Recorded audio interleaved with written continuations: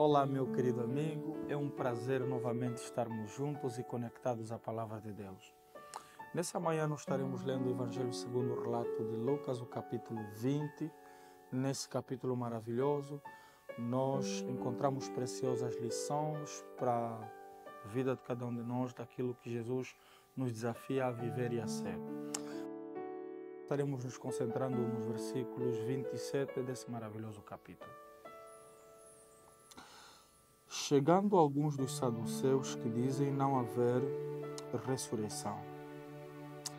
Sabe, querido amigo, no tempo em que Jesus nasceu, o judaísmo estava exatamente estratificado de diferentes classes.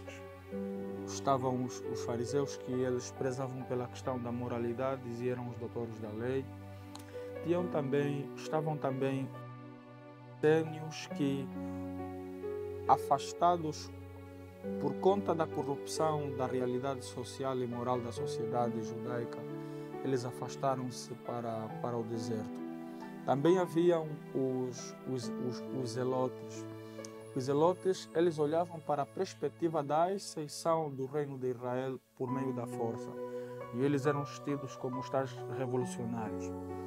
Também havia um grupo chamado os saduceus. Os saduceus, eles, por conta da influência grego, eles buscavam respostas da vida, limitando-se apenas à questão da ciência.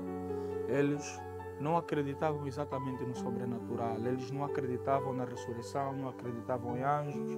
Para eles, a realidade ligada à Bíblia, voltada exatamente à questão do sobrenatural, por não encontrar claras evidências com relação ao método científico usado na época para a concepção, para a acreditação de uma determinada informação ou conhecimento, eles prenderam-se a não crer. Sabe, querido amigo, para eles a vida estava apenas limitada à realidade presente, ligada exatamente à questão do conhecimento. Só que nem sempre a vida ela deve ser entendida na perspectiva apenas daquilo que a lógica humana, daquilo que o conhecimento humano tem o poder tem a oportunidade de oferecer. Existem coisas que acontecem sobre a nossa vida e das quais são limitadas à nossa compreensão e são exatamente qualquer conhecimento que a gente vai ter ou a respeito de Deus ou a respeito da vida. É aí onde muitas vezes a resposta da vida não deve se concentrar apenas a olharmos para a questão de uma determinada área da ciência. Existem coisas que acontecem sobre o nosso mundo das quais nós não vemos, das quais nós não sabemos. É aí que onde o nosso conhecimento limitado sobre a vida, sobre o mundo e sobre Deus, onde nós muitas vezes somos desafiados a buscar respostas sobre a vida, respostas à existência humana, não limitando Deus ou limitando suas respostas e as suas intervenções com relação àquilo que o conhecimento ou a ciência pode oferecer.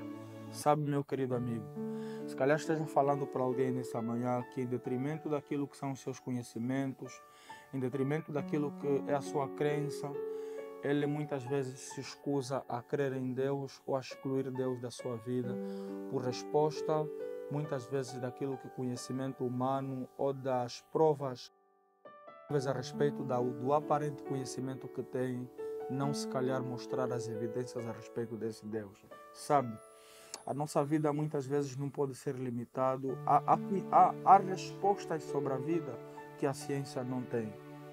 Dá-nos aqui o exemplo do surgimento exatamente da questão do materialismo e do racionalismo, quando eles exatamente procuravam buscar as respostas sobre a vida no conhecimento humano. Passando muitas vezes o percurso da história, perceberam que esse método foi exatamente um método falível. E em resposta, precisamos de facto muitas vezes encontrar respostas que a ciência muitas vezes não dá. E muitas vezes essas respostas estão centradas exatamente em Deus.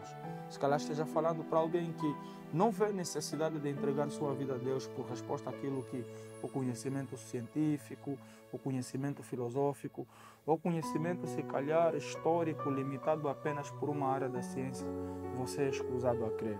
Só que, nessa manhã, existem coisas sobre a vida que não devem ser limitadas à nossa concepção ou ao conhecimento limitado que temos de alguma coisa.